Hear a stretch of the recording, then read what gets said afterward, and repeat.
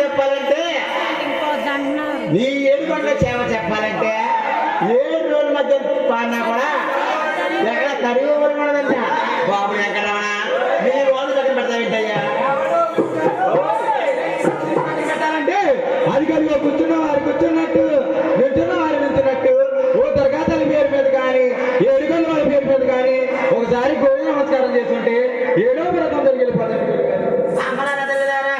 ఒక్కసారి మనం గోవిందం చేసినట్టయితే మరి ఏకనంకర బాబు గారు కోడలు పక్కన పెట్టి తొలగిస్తారంట. అందరూ కూడా ఒకసారి మనస్ఫూర్తిగా గోవిందం చేయాలమ్మా. వారి వేడి పండు వారా గోవిందు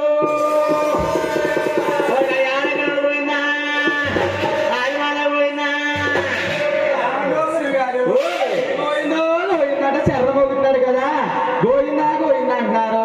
అసలు గోవింద అంటే ఫలితం ఏంటో ఆవిడ అనుకుంటున్నారు. గోవిందా గోవిందా అని మేము అనాలి.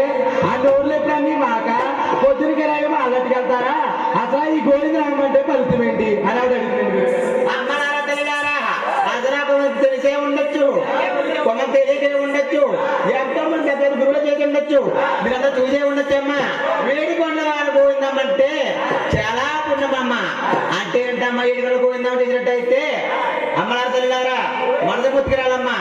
గోవిందని ఒకసారి మనం మొదలు అనుకుంటేనమ్మా ఏడుకొండలో చంద్రబాబు గారు 1,000,000 సార్లు అనుకుంటాడమ్మా.